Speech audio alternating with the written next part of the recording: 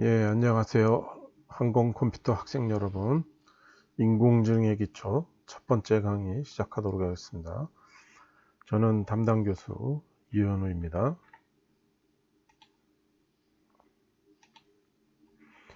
예, 코로나 바이러스 때문에 인공지능 강의 이렇게 얼굴 보지 못하고 어색하게 인사하게 되었습니다. 잘 알다시피 3월 말까지는 이렇게 비대면 강의 예정입니다. 그 후에 강의는 학교에서 3월 18일경에 공지할 예정이라고 하죠. 공지 잘 보고 확인해 보기 바랍니다. 그리고 실시간 동영상 강의는요, 여러 가지 장비 또는 여건상의 불비로 곤란하다고 판단해서요, 이렇게 PPT 프레젠테이션 하면서 녹화 강의 형태로 강의하기로 하였습니다. 학생 여러분들의 이해 바랍니다. 그리고 시간 절약하기 위해서 파워포인트의 PPT를 세련되게 다듬지 않겠어요. 있는 그대로 만들어서 보도록 하겠습니다. 자, 이제 시작하도록 합시다. 인공지능의 기초는요, 우리 미래의 사람들을 대신해서 인공지능이 탑재된 로봇 같은 그런 일들이 처리한 일들이 많아질 걸로 예상이 됩니다. 그래서 사회적 수요가 굉장히 폭발할 것으로 지금 예상이 되고 있고요. 그래서 이렇게 인공지능 강의를 개설했습니다. 그래서 이게 발표가 났나 모르겠는데요. 지금 우리 학과명도 인공지능으로 바꾸고 싶어 합니다. 지금 그래서 결론이 아직 났는지 모르겠는데 결론이 났을 겁니다. 예, 여러분들. 그래서 그렇게 여러분들 알고 있기 바라고요. 이 과목은 그래서 말 그대로 과목명 그대로 인공지능에 대해서 여러 가지 기초적인 내용을 학습할 내용입니다. 그래서 인공지능을 이해하기 위해서, 작동 원리를 이해하기 위해서는 수학이 필요해요. 그래서 기초 수학을 공부하고, 그래서 함수의 개념이 뭔지, 미분적분이 뭔지, 선형대수가 뭔지, 확률 통계가 뭔지 이런 거 맛보기로 아주 생기초만 간략하게 학습하겠습니다. 진짜 필요한 것만 골라서 하고, 그게 있어야 인공지능의 작동 원리를 이해할 수가 있습니다. 그래서 이게 지금 수학이 굉장히 인공지능에서 중요한데요. 이게 그냥 기계적으로 이렇게 된다. 그렇게 되면은 큰 의미가 없어요. 그래서 인공지능이 무엇인지, 인공지능이 현재 수준은 어느 정도인지, 인공지능의 문제점과 해결책을 파악하기 위해서 수학적인 개념들이 굉장히 많이 필요합니다. 그래서 그 수학을 가지고 어느 정도 하고, 그걸 이용을 해서 인공신경망이나 이런 딥러닝, 이런 기초적인 내용들을 소개를 하도록 하겠습니다. 깊숙하게 프로그래밍하고 그러지는 않을 겁니다.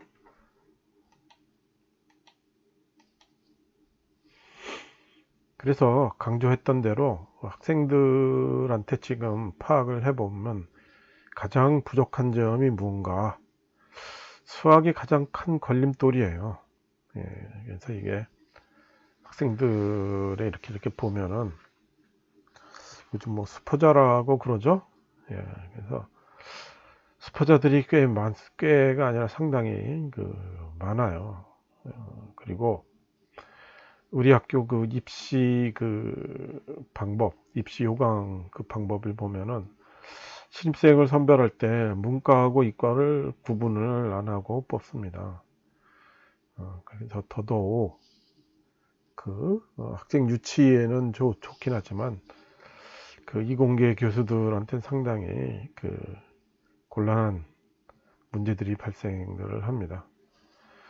그래서 수학을 또 이렇게 집중적으로 강의를 하면은 학생들이 또 굉장히 싫어해요. 이게 그래서 저희들도 굉장히 딜레마입니다. 그래서 원래 이게 컴퓨터공학과, 뭐 인공지능 이런 데서는요, 대학교 1학년 때 미분적분학, 선형대수, 확률 통계 이런 것들은 기본적으로 그 이미 타 과목 혹은 개설 과목 이런 걸 통해서 공부를 해야 되는데요.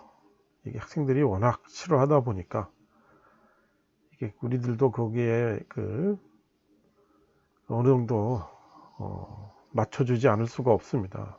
그래서 수학 과목이 지금 컴퓨터공학과 과목임에도 학과임에도 불구하고 개설된 수학이 지금 없죠. 예.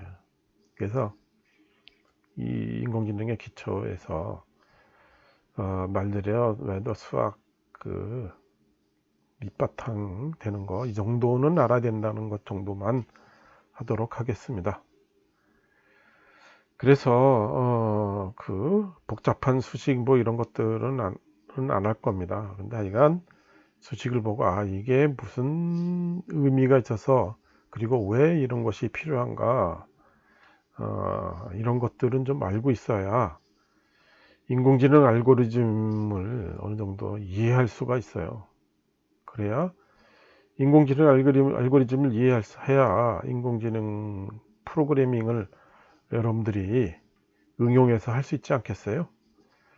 그래서 거기에 나오는 가장 기초적인 수학 부분 강의하고, 그리고 그거 가지고 어떻게 이 수학이 인공지능 파트에서 사용되는가, 그거 아주 기초적인 내용을 좀 하도록 하겠습니다. 그래서 인공지능에 대해서 뭐 이렇게 심오하게 할 수는 없죠. 시간 관계상. 예, 그래서 교재는요, 인공지능을 위한 수학 이렇게 되어져 있습니다. 그래서 일본 사람이 진 책이고요. 그래서 기초 수학하고 인공지능의 소개, 그쵸? 깊숙한 내용이 아닙니다. 인공지능의 그 소개를 동시에 배울 수 있는 교재라서 이걸 채택을 했습니다. 그래서 기본편에서는 기초 수학, 미분, 적분, 선형대수, 확률 통계 이렇게 되고요. 그 다음에 응용편에서는 응용지능 알고리즘에 동원되는 선형회귀, 자연어 처리, 이미지 인식 이런 것들을 소개합니다. 여러분들이 이게 뭐 자연어 처리라든가 이미지 인식이라든가 이런 프로그래밍을 하는 것은 아닙니다. 소개한다. 이렇게 보면 되겠습니다. 예, 인공지능은 여러분들 이제 많이 들어봤죠. 예, 그래서 굉장히 우리 유명한 내용이고, 특히 그 SF 영화를 여러분들이 혹시 좋아해서 봤다면은 인공지능 AI가 굉장히 많이 나오죠. 그래서 그 조금 됐지만 유명한 인공지능에 관한 여러 가지 그 영화 혹은 드라마 이런 것들을 스틸 컷이라 그러죠. 한 장씩 나왔습니다. 여러분들 이거 잘 알죠? 스타워즈 3PO가 R2D2에 대한 내용이고, 그 다음에 얘가 여러분들 터미네이터고요. 그렇죠? 예, 인공지능입니다. 그 다음에 뭐 이쁜 여자가 나오긴 했지만 이건 여러분들이 아마 잘 모를 거예요. 조금 오래된 미국 드라마입니다. 배틀스타 갈락티카라는 미국 드라마입니다. 굉장히 그 인기 있었던 드라마인데요. 우리나라에서는 그렇게 잘 알려지지 않았죠. 예, 그 다음에 뭐 나머지는 여러분들 보기 바랍니다. 예, 그래서 이게 한 번씩 여러분들 인공지능 이렇게 나왔구나 하는 걸 보이고요. 특히 그 인공지능이 깊숙하게 사용된 영화들을 한 2편 소개해 볼까 합니다. 첫 번째가 이게 2013년도에 발표된 그녀라는 그 인공지능과 관련된 아주 영화입니다. 이 남자 혹시 여러분들 잘 알아요? 이 주인공 남자. 예, 그래서 그 작년도인가? 예, 작년도에 아카데미 나무주연상을 받은 사람이죠. 쪼코로. 예. 여기서는 그 쪼코하고 상관없이 아주 그 보통 남자로 나온 인공지능과 사랑에 빠지는 보통 남자입니다. 그래서 이게 황당하거나 살벌하지도 않습니다. 그래서 이 영화를 소개하는 이유가 가까운 미래에 그러니까 조만간 이 정도 수준의 AI가 여러분들 손에 쥐어지고 있을 거다. 바로 여러분들 손에요. 그래서 그렇기 때문에 한번 이 정도 수준의 인공지능은 금방 여러분들과 접하게 될 거다라는 의미에서 한번 소개해 보겠습니다. 그래서 영화 내용보다도 인공지능의 기능이 어떤가, 그거의 능력에 초점을 두고 좀 한번 보기 바라겠습니다. 그 다음에 이 영화는요, 엑스 마키나라는 영화입니다. 이게 원래 라틴어인가요? 데우스 엑스 마키나에서 데우스가 이게 신이거든요. 그렇죠? 그래서 신은 딱 빼버리고 엑스 마키나, 기계 장치의 뭐 이런 뜻입니다. 그래서 이게 번역은 안 하고 엑스 마키나라고 그렇죠? 그래서 인공지능을 다룬 내용입니다. 그래서 그 여성형으로 이렇게 생기게 했고, 에이바의 튜링 테스트에 우리 남자가 참여하면서 영화가 시작이 됩니다. 예, 그래서 튜링 테스트가 뭔지 알아야 사실 이 영화가 재밌어요. 튜링 테스트가 뭔지 알아야 되고, 두 번째는 이 인공지능을 우리가 학습해야 되잖아요. 지능이. 그래서 학습을 어떻게 하나? 그게 빅데이터 체제예요. 예, 그래서 좀 영화상에 좀 빅데이터 학습하는 자체가 좀 문제가, 지금 기준으로 우리나라 기준으로 좀 문제가 있습니다. 하여간 그래서 뭐 영화 스토리도 스토리지만 그 인공지능의 어떻게 학습하나, 학습 방법, 그 다음에 튜링 테스트가 뭔가 이런 것도 알고 좀 보기 바랍니다. 게다가 추가로 이게 그 인공지능을 개발자 자체의 윤리의식, 그리고 그렇게 그 사람이 만든 인공지능의 윤리의식, 이런 것들이 얼마나 중요한가, 그걸 느끼고 인공지능의 위험성도 사실 경고를 좀 하고 있는 영화입니다. 그래서 한번 보기를 추천합니다. 자, 그래서 두 개를 한번 영화를 봤어요. 영화를 한번 보고 봤다고 치고, 그렇죠? 뭐 우리 동영상하기 좋은 거 아닙니까? 잠깐 멈추고 여기저기서 찾아서 뭐 영화 한번 보고 다시 강의를 계속 봐도 되잖아요. 자, 그래서 인공지능을 한번 보세요. 생각해 보면은 먼저 인공지능도 컴퓨터잖아요. 컴퓨터에 돌아가는 그 소프트웨어죠. 그러니까 입력 장치가 있어야 돼요. 그래서 입력 장치가 바로 뭡니까? 소리하고 영상 입력 장치죠. 그렇죠? 그래서 소리의 영상을 받고 난 다음에 음성 인식하고 영상 인식을 할 수 있어야 됩니다. 사람의 말 자연어를 인식하고, 그쵸? 그거에 따라서 판단을 할 수 있습니다. 그리고 영상을 보고 그 영상이 무슨 의미가 있나, 그리고 안면 인식을 해서 이 사람이 누구인가, 이런 것들을 한답니다. 그래서 인식을 하고 AI가 판단을 한다 하는 거고, 그 다음에 어떻게 해야 되나, 어떤 일을 어떻게 해야 되나, 그거를 합리적으로 추론 혹은 추리를 했다는 뜻입니다. 그래서 인공지능이니까 단순하게 시키는 거, 그냥 기계, 말 그대로 기계 그 자체가 돼서 그 융통성이라고는 하나도 없이 시키는 대로만 하는 게 아니죠. 그렇죠? 예, 그래서 이런 것들을 여러분들이 한번, 인공지능이, 지금 우리가 생각하는 인공지능이 이런 거구나 하고 인식을 좀 바랍니다. 그래서 인공지능을 보려면은 이제 어떤 컴퓨터에 들어가 있는 운영체제 소프트웨어라고 했습니다. 그러니까 입력 장치가 있어야 됩니다. 그렇죠? 그래서 음성, 영상 이런 것들이 있고, 그 다음에 그걸 갖다 놓고 소프트웨어 인공지능이 이제 인식을 해야 되고, 그 다음에 판단을 해서 어떻게, 그 다음에 그걸 가지고 행동에 옮겨야 되겠죠. 그쵸? 예, 그래서 요즘 현재 수준을 보면은요, 입력, 인식 이런 거는 이미 상당한 수준이 됩니다. 여러분들 이제 핸드폰의 음성 인식, 뭐, 이렇게, 그쵸? 이런 것들을 보면은 그 단순 명령이긴 해도 상당한 수준에 되어져 있죠. 그쵸?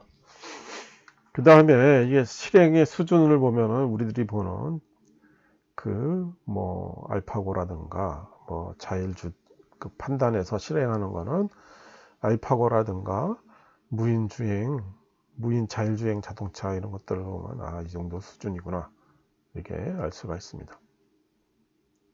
그렇죠? 그래서 우리가 이제 관심 있게 보는 거는 판단이에요. 판단을 도대체 어떻게 하나? 알파고가 다음 수를 어디다가 둘지 어떻게 판단을 하는가 이겁니다. 예. 자동차가 우리 목표 지점을 있잖아요. 그 운전을 해서 가죠. 예, 근데 어떻게 가야 되나?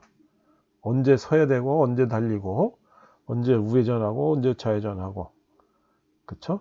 예, 그것도 판단을 해야 되겠죠.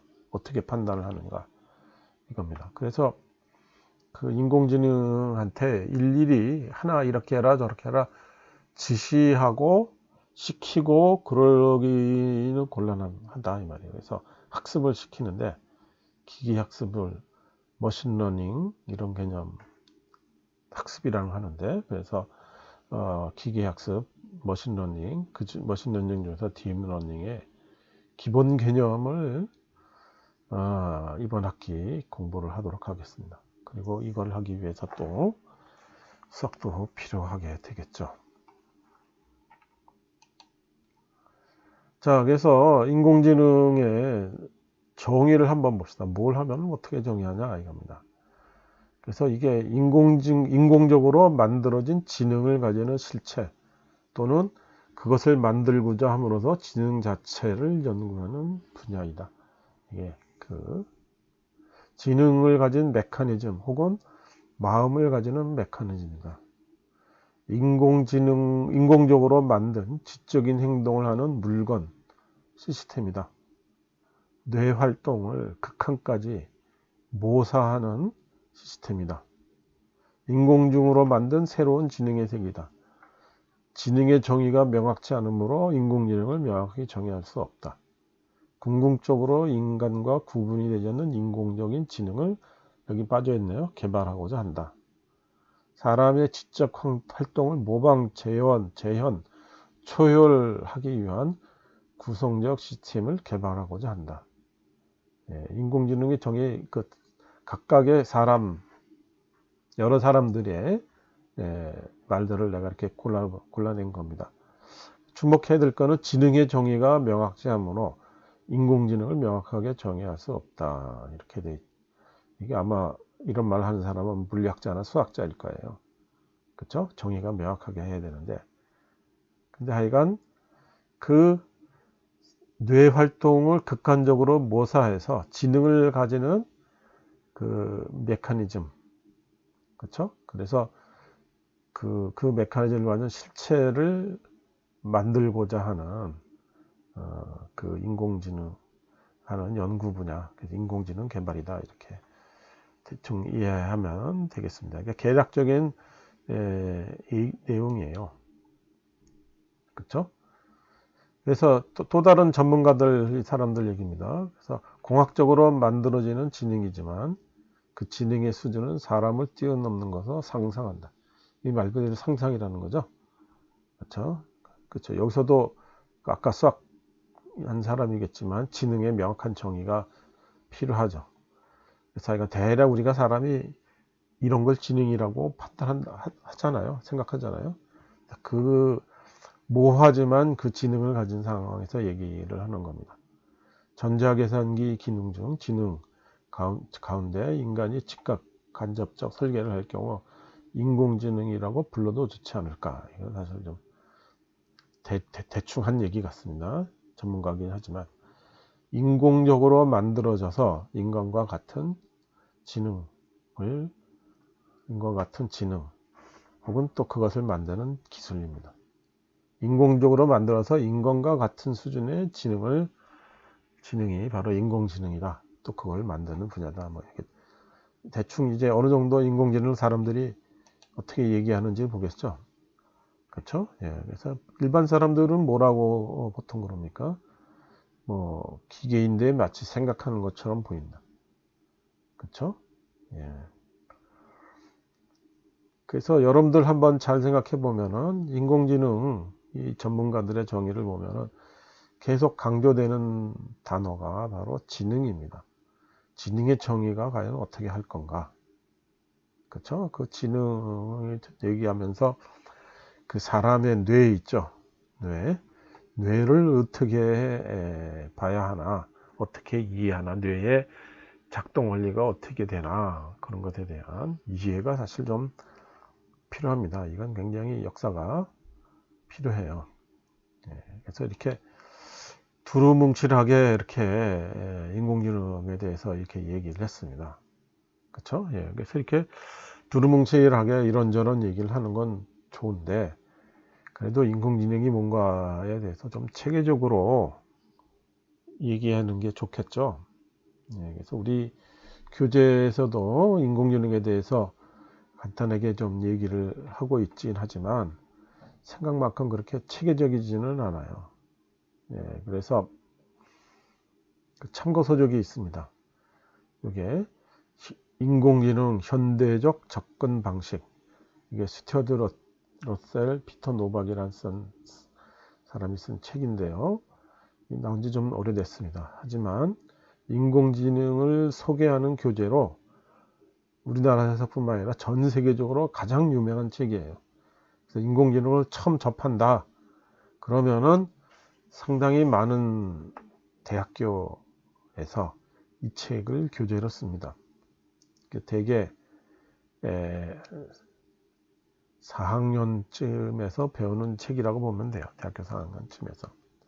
그러니까 컴퓨터공학과에서 4학년쯤 돼가지고서는 그것도 4학년 2학기쯤 돼서 배우는 책인데 이게 지금 2학년에서 하기는 좀 난해하죠. 그렇죠? 그래서 교재로 채택하지는 못했어요. 그래서 하지만 1장은 좀 읽어볼 필요가 있다고 생각합니다. 그렇죠? 그리고 여러분들 1장은요 출판사에서 샘플로 공개를 했어요. 누구나 다 볼 수 있게. 그래서 여러분들이 쉽게 1장도 구할 수 있습니다. 그래서 이거 참고 자료로 올려놓겠어요. 그래서 우리도 읽어보고 인공지능이 뭔지 좀 개념을 잡아보도록 하겠습니다. 그리고 그 인공지능이란 무엇인가? 인공지능의 기반 학문이라는 게 뭔가? 인공지능의 역사는 어떻게 되나? 인공지능의 현재 수준은 어떻게 되나? 뭐 이런 정도가 됩니다. 그래서 필요해서 이 책을 우리 가지고 한두 시간 인공지능의 그 개념 소개 이걸 하도록 하겠습니다. 예. 그래서 우리 인간을 우리 호모사피엔스라고 부르죠. 근데 그 원래 뜻이 뭐예요? 현명한 사람들이란 뜻이죠. 현명한 사람들. 그래서 현명하기 위해서는 뭡니까? 지능이 있어야 되죠. 그래서 그게 다른 말로 하면은 지능이 있는 사람이라고 또 번역을 할 수가 있습니다. 그래서 인공지능이란 말은 그 지능을 단지 이해를 먼저 해야 되고요. 그래서 지능을 단지 지능을 이해하고 거기서 끝이는 것이 아니라 지능적인 실체를 실제로 우리가 만들려고도 한다 이 말입니다. 그래서 인공지능은 이제 과학과 공학의 어떤 최신 분야 중에 하나가 됐습니다. 저희가 개발하는 사람들의 입장이고요. 그 쓰는 사람들에서 보면은 뭐 체스 두기, 뭐 바둑 두기, 수학, 그 다음에 우리 자동으로 시도 쓰고 뭐 작문도 합니다. 신문 기사도 써요. 자동차 자율주행, 뭐 그 다음에 질병 진단도 합니다. 이런 것이. 그 상당히 많은 분야도 포함되어 있습니다. 인공지능이라는 자체를 개발하는 거, 그리고 개발된 인공지능을 써먹는 분야, 이런 게 됩니다. 그래서 굉장히 넓은 분야의 지적인 과제에 포함되어 있어서 굉장히 보편적이다, 그런 연구 분야라고 볼 수 있습니다. 그래서 인공지능이란 무엇인가를 보면은요, 먼저 8가지 정의를 이렇게 해놨어요. 그래서 좌우를 한번 이렇게 보도록 하면은요, 오른쪽은 그 이상적인 인성에 대한 거고, 그쵸? 왼쪽은 인간의 수행 능력을 기준으로 측정하고, 오른쪽은 이상적인 인성, 성과, 합리성, 이런 걸 기준으로 측정하는 겁니다. 그쵸? 그 다음에 요거 보면 위아래가 있죠. 하나를 갖다 놓고 인간적인 사고하는데 위아래가 있습니다. 그래서 위는 사고 과정과 추론에 관련된 내용이고, 하단은 행동 방식에 대한 겁니다. 컴퓨터가 생각하게 하는 흥미로운 새 시도, 문자 그대로 완전한 의미에서 마음을 가진 기계의 인간적인 사고에 초점이 둔 거고요. 인간의 사고, 그리고 의사결정, 문제풀기, 학습 등의 활동에 연관시킬 수 있는 활동의 자동화, 이렇게 되어 있는 거고, 인간적 행위를 보면은 사람이 지능적으로 수행해야 하는 기능을 수행하는 기계의 제작을 위한 기술. 그렇죠? 현재로서는 인간이 더 잘하는 것들을 컴퓨터가 하게 만드는 방법에 대한 연구 있고, 합리적 사고를 보면요, 계산 모형을 이용한 정신 능력 연구, 인지의 추론 행위를 가능하게 하는 계산의 연구, 합리적 행위를 보면 계산 지능은 지능적 에이전트의 설계에 관한 연구다. 에이전트에 대해서는 뒤에서 설명하겠습니다. 인공지능은 인공물의 지능적 행동에 관련된 것이다. 이렇게 8가지 정도로 보겠습니다. 범주는 4범주 정도 되고요. 그래서 이렇게 보도록 하겠습니다. 여러분들 잘 보면은, 그쵸? 계산이란 말이 사용되고 있죠. 그 다음에 그 판단, 사고, 의사결정, 이런 것들, 거기에 플러스 행동이 있어야 되겠죠. 활동, 이런 것들 언급들 하고 있습니다. 그래서 그 알런 튜링이라는 사람이 있습니다. 이게 영국의 수학자예요. 그래서 이 사람이 그 제시한 인공지능이라는 개념을 정리를 해서, 그 인공지능, 그때 당시 인공지능이라는 말은 없었습니다. 이 사람은. 근데 하여간 그 튜링 테스트라는 개념을 처음으로 만들어낸 사람이에요. 그래서 인간 조사자가 질문에 컴퓨터에 대답을 했을 때 그 대답이 컴퓨터가 제출한 것인지 아니면 인간이 제출한 것인지 인간 조사자가 구분하지 못한다면 그 컴퓨터는 튜링 테스트를 통과한 것이다, 이겁니다. 그래서 가림막이 있고 이게 사람인지 기계인지 모르는 상태에서 조사자가 질문을 하고 그 답을 받아봅니다. 그래서 이게 그 인간인지 컴퓨터인지 구분을 못하면은 튜링 테스트에 그 통과했다, 이렇게 해보는 거죠. 이게 튜링 테스트입니다. 이 튜링이라는 사람은요, 굉장히 유명하고, 특히 그 비극적인 삶의 마감 때문에 더더욱 인상 깊은 사람입니다. 제2차 세계대전의 전쟁 영웅입니다. 그 독일군의 암호를 푸는데 성공을 했고요. 그래서 이미테이션 게임이라고 하는 영화가 있어요.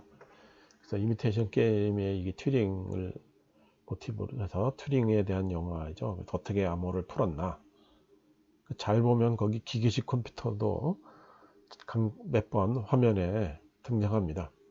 그래서 기계식 컴퓨터를 가지고 이제 암호를 풀어서 제2차 세계대전 승전을 이끈데 그 결정적인 기여를 한 사람이죠. 이 사람이 지금 저 사과에 독을 이렇게 주사를 한 다음에 그 독분 부분을 씹어 먹어서 자살을 했습니다. 그래서 여러분들 애플사 있죠? 애플 컴퓨터를 보면 사과가 있고 이렇게 한 입 베어 물었잖아요. 그래서 이 사람을 상징한다고 이렇게 생각을 하고 있습니다. 그래서 그 후에 이제 완전 튜링 테스터라고 돼 있죠. 그래서 이제 그 비디오 신호가 포함돼서 그 조사자가 물체를 창구를 통해서 이렇게 전달을 기회도 가하다 보니까 그러니까 이제 영상 인식 기술도 있어야 되겠죠. 그래서 그 영상 인식을 하고 그쵸? 그 다음에 그거에 따라서 창구를 통해서 그 답도 전달을 기회도 됩니다. 그래서 이게 영상 인식도 하고 그 다음에 실제로 움직이고 조작하는 행동할 수 있는 로봇적인 능력도 있어야 되는 거죠. 그렇죠? 예. 지금 최신들은요 지능에 깔린 원리를 연구하는 게 더 중요하다고 믿었기 때문에 이런 식으로 되는 부분은 지금은 유명하지만 이런 식으로 되는 부분들에 대해서 그렇게 널리 사용하지 않습니다. 그게 뭐냐면요 그 라이트 형제라고 알죠? 비행기를 처음 만든 사람. 초창기에는요 새를 흉내내기를 해서 하늘을 날려고 그랬어요. 근데 그게 아니라 그 공기역학, 유체역학을 배워서 그걸 응용을 해서 비행기라는 걸 만들었거든요. 그렇죠? 그래서 하늘을 날려고 하는 인간의 욕망을 이게 달성을 했죠. 그러니까 인공지능을 한다 그러면 먼저 인공적으로 지능을 만드는 거예요. 그러기 위해서는 지능에 깔린 원리를 좀 알아야 되겠죠. 그래서 그 원리를 연구하는 게 더 중요하다. 이렇게 지능의 자체가 뭐냐 그걸 보는 게 더 중요하죠. 자, 그래서 그 인간적인 지능, 인간적인 사고, 특히 그 인지 모형화 접근 방식이라고 하는 방법을 있습니다. 그래서 사람이 어떤 식으로 생각하는가 그걸 이제 알아내야 되겠죠. 그래서 연구자가 자기 자신에 대해서 연구할 수도 있고요. 혹은 다른 실제 사람을 대상으로 심리학 실험을 사용할 수도 있고요.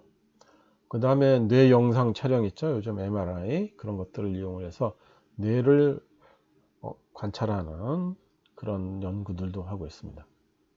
그래서 인간 정신에 대해서 충분히 정밀한 이론을 우리가 얻었다. 그러면은 그거를 하나의 컴퓨터 프로그램으로 표현하는 것이 가능하다고 믿는 거죠. 그리고 그걸 만들었다면은 그래서 그 대응되는 인간 행동과 잘 부합한다면 프로그램에 인간적으로 작동한다는 증거가 되겠습니다. 아까 말한 인간적으로 인간과 구분이 안 된다는 거죠. 그래서 인지과학이 굉장히 중요합니다. 그래서 인공지능의 컴퓨터 모형과 그 심리학 실험 기법들을 조합해서 인간 지능에 관한 정밀한 검증 가능한 이론들을 구축하려고 하고 있습니다. 그래서 이런 또 이제 MRI 같은 것들을 해서 신경생리학적 증거가 우리 계산 모형에서 통합되는 그 컴퓨터 시각 파트도 또 있어야 되겠습니다. 그래서 그런 것들을 포함한 인지 과학이 굉장히 인공지능 개발에 중요하다 이렇게 보면 되겠습니다. 그 다음에 그 컴퓨터가 동작하는데 합리적인 사고를 또 해야 됩니다. 그래서 사고의 법칙, 접근 방법이란 게 뭔가, 그렇죠? 그래서 그냥 사람의 그 자유로운 상상력 이런 것이 아니라 얼마만큼 합리적으로 사고하나 이겁니다.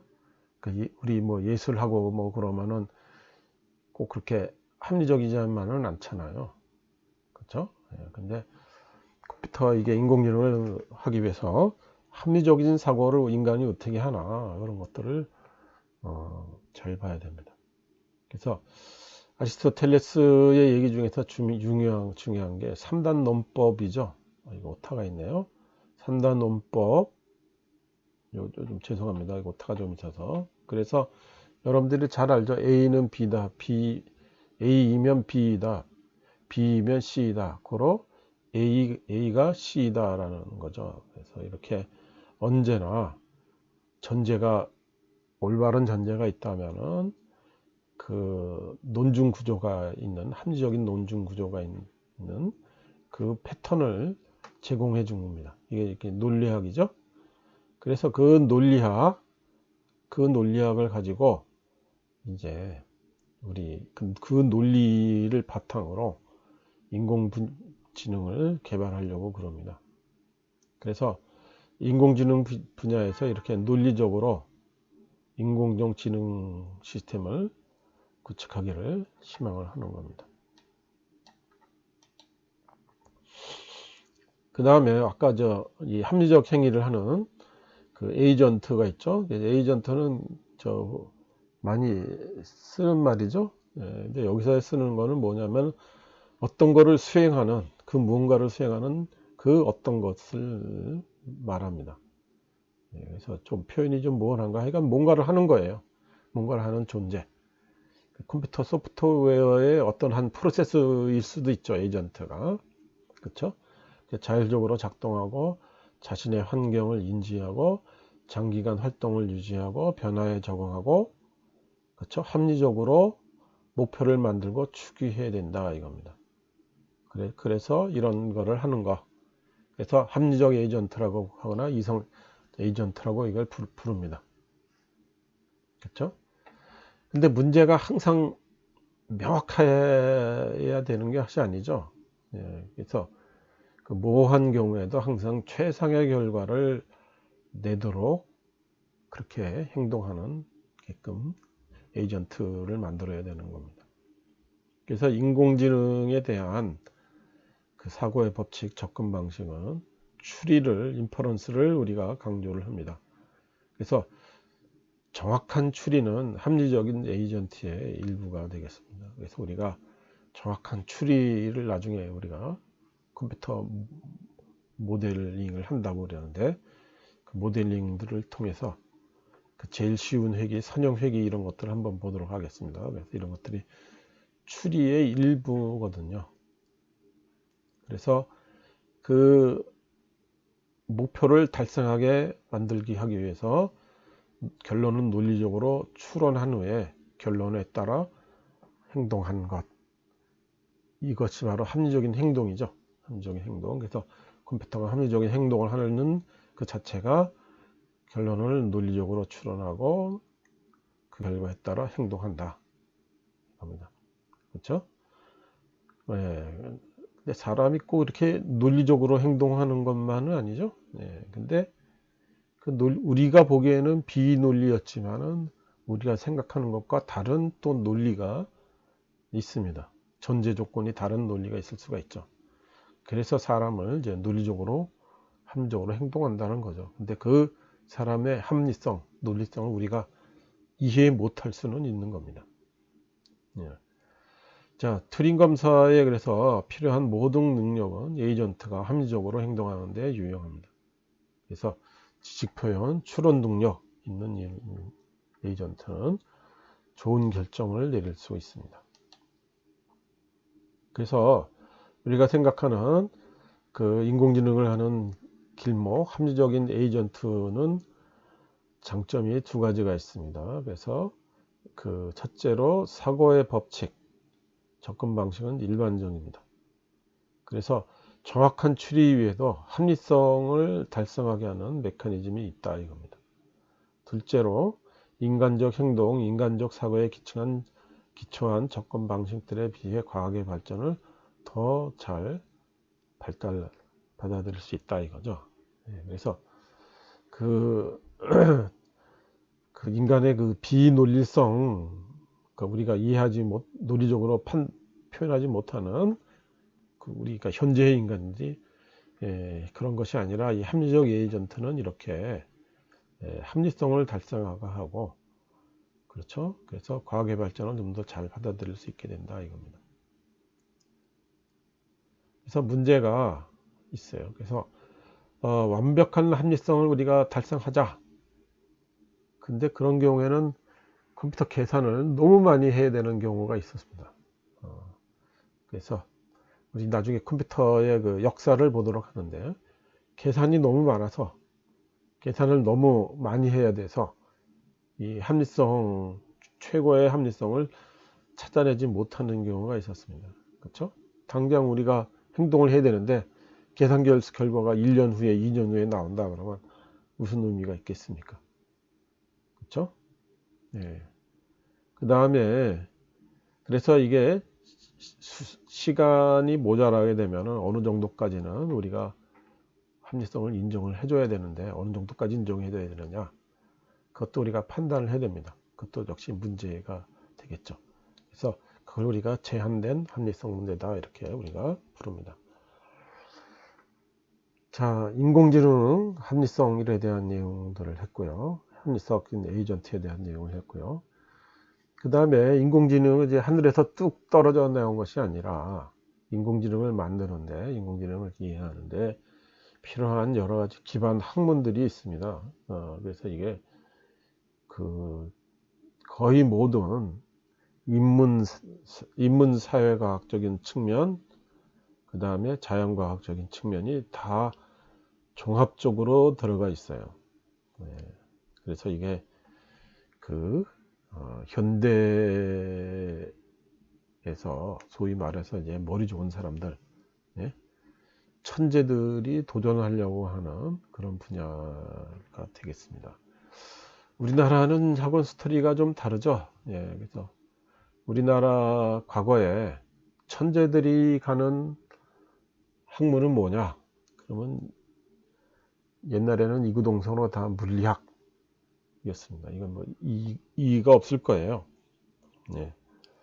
그래서 과거에 대학교, 명문대학교의 소위 커트라인이 제일 높은 학과 중에 하나였습니다. 최고로 높은 학과 중에 하나였습니다. 근데 우리 지금 현재의 사람들의 그 목표, 이거는 지금 뭐 학문이 아니죠.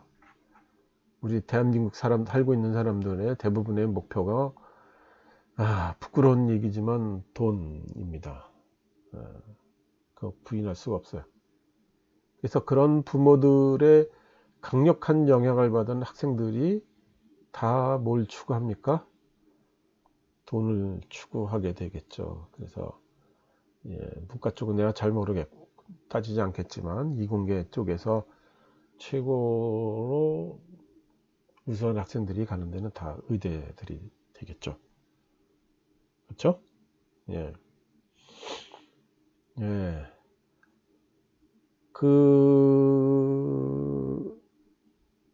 미국 같은 경우에는요, 뭐 의대가 우수한 학생들이 가는 곳이기는 해요. 가는 곳이긴 한데 미국에서 최고로 똑똑한 학생들이다.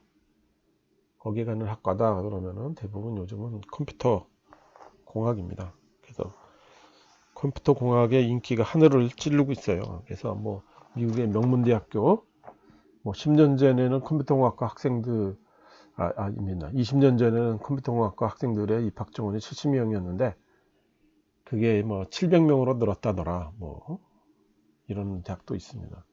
미국은 이게 입학 정원 이런 게 자유롭잖아요. 그렇죠? 한국은 이제 컴퓨터공학 별로죠. 미국에 비하면요. 많이 나아지긴 했지만, 이게 미국에서 보면 이제 그 사람들의 롤 모델이라고 하는 부분들이 있잖아요. 그 롤 모델이 돼 있는 사람들, 뭐, 좀 나이 됐지만, 빌 게이츠, 앨런 머스크, 그쵸? 그 주커버그, 뭐 이런 사람들이 다 IT, 컴퓨터 관련된 사람들이 자수성가해서 부자가 됐습니다. 미국이라고 뭐 그 집안 내내 부자가 없는 건 아니에요. 대부분 이제 석유 재벌 뭐 이런 사람들이 많이 있습니다. 제조업 같은 거 했던 사람들. 근데 이게 새로 떠오르는 부자들은 대부분 이런 IT 계통 사람들이고요. 이게 학생들한테, 젊은들한테 롤 모델에 대해서 우수한 인재가 그쪽으로 쏠리게 되는 그런 계기가 됩니다. 예, 한국은 여러분들이 잘 아는 바대로 소위 재벌이라고 그러잖아요. 그 재벌 레벨에 최초로 도입한 사람들이 이제 IT 계통으로 몇몇 두 분인가 세 분인가 있어요. 그것도 벌써 20년 전 얘기거든요. 이게. 그러니까 20년 이후에 이렇게 성공한 사람이 없어요, 우리나라에서는. 지금 넥슨이라든가 뭐 카카오톡이라든가 다음 카카오톡이라든가 이런 그런 몇몇 사람들을 제외하고 그 후에 사람들이 없어요. 끊어졌죠. 예, 그러니까 학생들한테 보여줄 롤 모델이 없는 겁니다. 그래서 이게 컴퓨터 공학의 인기가 있고 이제 인공지능이 떠오르고 있어요. 예, 근데 아직도 인공지능 이게 뭐 대단한 학생들을 끌어올 만한 우수한 학생 끌어올 만한 그런 것들을 솔직히 전보다는 나아졌습니다만 확 몰리게는 못하고 있습니다. 그게 왜 그러냐? 한국의 롤 모델이 없기 때문이다 이 말입니다. 그렇죠? 내가 이 얘기를 왜 길게 하냐면은 이게 보편적인 모든 학문 분야와 다 관련이 있어요. 그래서 굉장히 우수한 학생들이 들어와야 되는데 유감스럽게도 그렇지 못하다는 걸 얘기하기 위해서 그런 겁니다. 그렇죠? 근데 우리들은 뭐 그거 다 알 필요는 없겠죠? 예, 근데 이건 소개를 하는 입장이니까 지금 이 정도 학문이 지금 필요하다 이렇게 됩니다. 그래서 철학, 수학, 컴퓨터공학, 심리학, 경제학, 인지과학, 뭐 뇌생리학 이런 부분들이 다 필요합니다. 그래서 그것들을 다 길게 얘기해 줄 수는 없고요. 이렇게 하나하나씩 좀 소개를 좀 하고 싶습니다. 그래서 인공지능에 관련된 기반 학문들 그 중에서도 철학 이거를 얘기를 하도록 하겠습니다. 철학은 여러분들이 잘 아는 바대로 모든 학문의 아버지였죠. 그래서 학문 하면은 과거 우리나라 얘기가 아닙니다. 그리스 로마 시대 서양 얘기입니다. 모두 다 철학에 속했어요. 그래서 나도 박사학위를 받았는데 철학 박사 학위를 받았습니다. 그래서 내가 받은 학문이 원래 철학의 한 분야였기 때문에 그렇죠. 그렇죠? 그래서 PhD라고 부릅니다. 미국 영미권에서는 닥터 오브 필로소피, 필로스입니다. 그래서 PhD라고 우리가 약칭을 하죠. 그렇죠? 거기에 대응되는 말이 MD입니다. 메디컬 닥터, 의사를 말하죠. 영어에서는 구분이 안 되니까.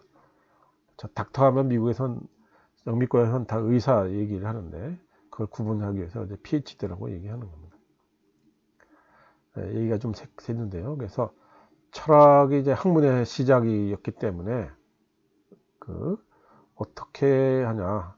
뭐 철학 다 얘기해 줄 수는 없지만 아까 얘기했듯이 아리스토텔레스의 3단 논법이 있습니다. 그래서 이게 합리성을 할 수 있는 기반이 된 거고요. 14세기에 라먼 유리라는 사람은 기계적인 인공문을 이용해서 유용한 추론을 실제로 수행할 수 있다고 생각했습니다. 이 사람은 상상한 겁니다. 논리적으로 이렇게 되면은 이렇게 될 거다라고 얘기했죠. 그래서 컴퓨터하고 인공지능을 어떻게 보면 예언했다고도 볼 수가 있습니다. 그쵸? 그리고 14세기, 16세기의 토마스 홉스는 추론이 우리의 소리 없는 사고 안에서 더하고 빼는 수치 계산과 같은 것이다 이겁니다. 그러니까 계산, 수치 계산 같은 것들을 해서 추론을 할 수 있다. 이런 걸 시사하는 내용이죠. 그렇죠? 바꿔 우리가 입장에서 한번 컴퓨터 얘기하고 있네 이렇게 보는 겁니다. 16세기의 레오나르도 다빈치는 이 사람은 굉장히 다양한 얘기를 상상력에 기반된 혹은 뭐 논리적인 추론에 기반된 그 설계를 많이 했죠. 그래서 이 사람이 기계적인 계산기를 설계했다는 자료가 남아 있고요. 만들어지는 않았나 봐요. 그래서 빌헬름 사카드라는 독일 사람이 계산기계를 만들었는데 파스칼이 만든 계산기계가 제일 그 당시에는 유명합니다. 산술 계산기계죠. 아버지가 세무 공무원이었다고 그럽니다. 그래서 돈 계산들을 엄청 많이 숫자 덧셈 뺄셈을 엄청나게 많이 했어야 되겠죠. 그래서 아버지를 도우려고 기계식 계산기를 만들었다 그래요.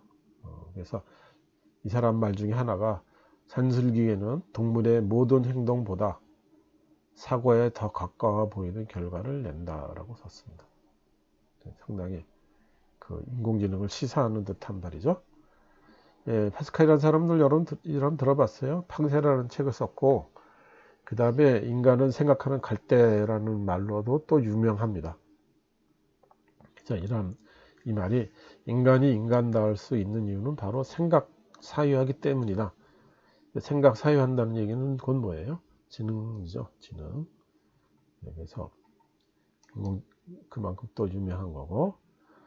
그 다음에 데카르트라는 겁니다. 그래서 그 데카르트는 우리 세상을 이해하는데 추론을 굉장히 옹호를 했습니다.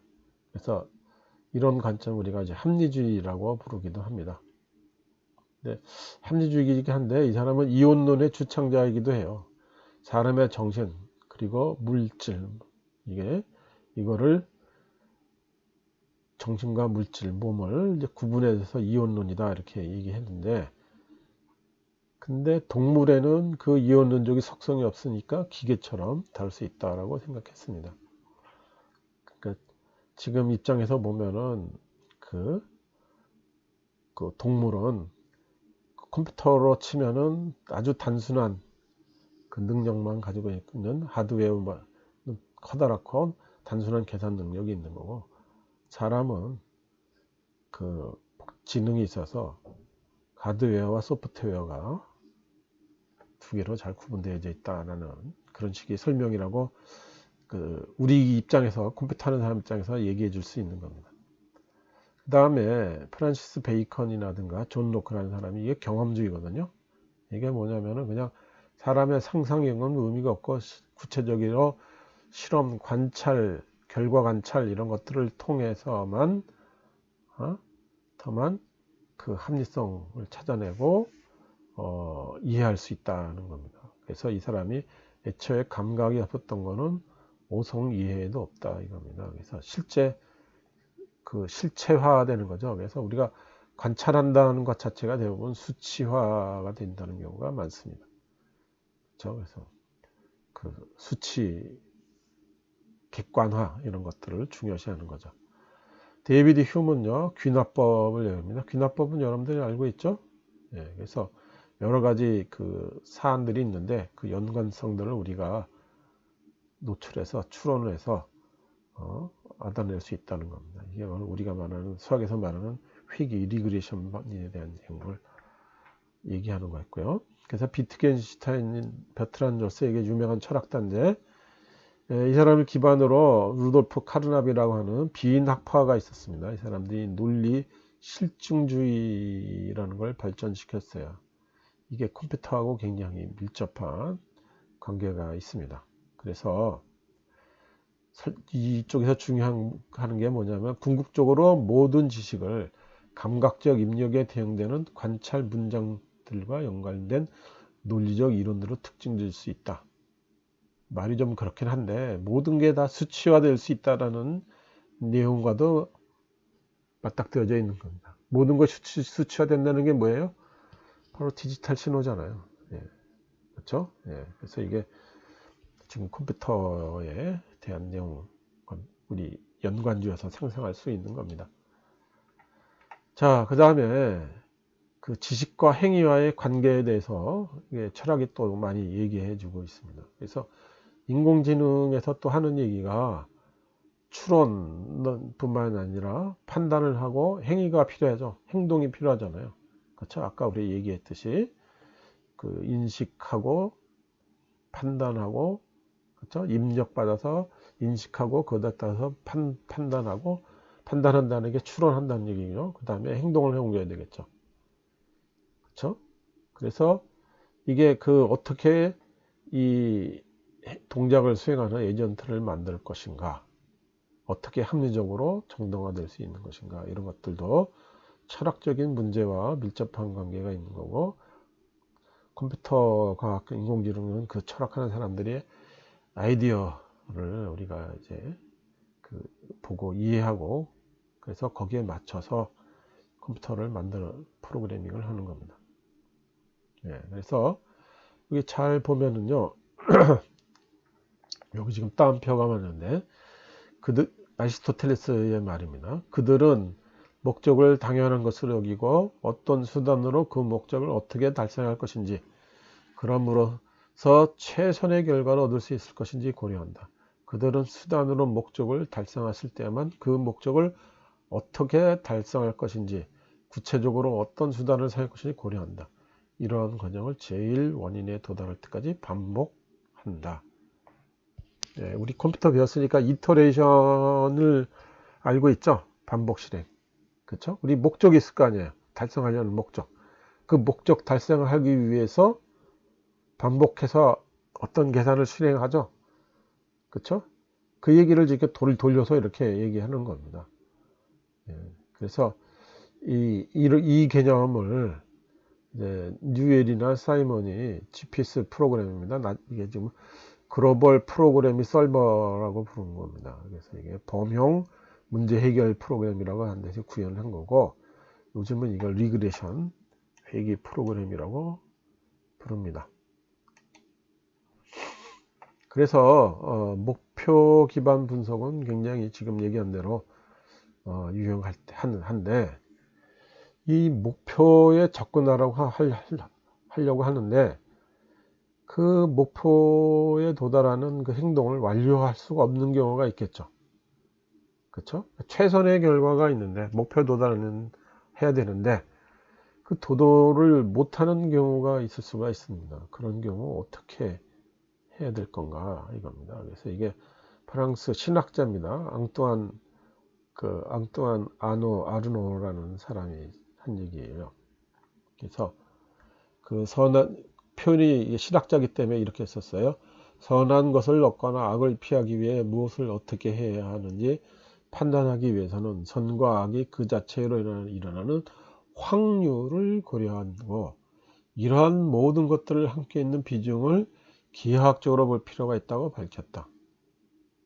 요즘은 선과 악보다는 효용성에 대해 이야기하는 것이 과학 규제에 흔하다 이 말입니다. 그러니까 선과 악이라고 그러는데 그게 아니라 선이 이제 목표 달성하는 거고 악이 목표 달성 못하게 하는 그런 겁니다. 그래서 어떻게 해야 그 목표 달성하나, 그거를 우리가 확률에 대해서는 표현하고, 그걸 확률을 표현해서 기하학적으로 우리가 도형을 쪽으로 표현을 해서 이해하자. 그래서 그거를 최대화하자. 목표 달성, 선한 것, 그러니까 목표 달성을 최대화하자. 그런 내용입니다. 그렇죠? 예, 그래서 이걸 Basic Principle of Decision Theory라고 합니다. 그래서 Maximization of Expected Utility, 우리 효용성의 최대화라고 부르는 거죠. 그래서 이것이 좀 더 발전돼서 우리가 존 스튜어트 밀이라는 사람은 공리주의라는 개념에서, 그렇죠? 공리주의 됐죠. 그 만인에 대한 최선이죠. 그래서 모든 인간의 행동은 합리적 판단 기준으로 접근해야 된다라고 제안을 했습니다. 그 다음에 이제 수학 얘기인데요. 이게 지금 이 얘기가 앞에 얘기가 너무 길었네요, 내가. 예, 시간이 벌써 1시간 가까이 됐습니다. 예, 그래서 슬라이드는 몇 개 남았는데요. 예, 오늘 슬라이드는 지금 2개가 남았는데 이게 맞춰야 될 것 같아요. 예, 강의는요. 그래서 이건 뒷강의로 미루겠습니다. 예, 그래서 이렇게 수학 부분은 뒤로 미루고요. 우리 이런 식으로 우리 보도록 하겠습니다. 그래서 여러분들 1장을 내가 참고 자료를 올려놓을 테니까 잘 읽어보기 바라겠습니다. 교재들은 장만하고요. 먼저 하여간 그 참고 자료에서 그 인공지능의 기반 학문 계속하고 인공지능의 역사, 인공지능의 현재 수준 이렇게 보도록 하겠습니다. 그리고 리포트를 안 낼 수가 없거든요. 그래서 여러분들 영화 허나 엑스마키나 둘 중에 하나 보고 영화에서 구현된 인공지능의 수준 있죠. 예, 어떻게 어느 정도 수준인가 그걸 보고 뭐 영화 독후감 아닙니다. 인공지능에 대한 과목이잖아요. 그러니까 인공지능에 대한 내용을 한 페이지 분량으로 작성하고 이 클래스에 제출하기 바라겠습니다. 이걸 가지고 여러분들의 출석으로 하도록 하겠어요. 출석으로.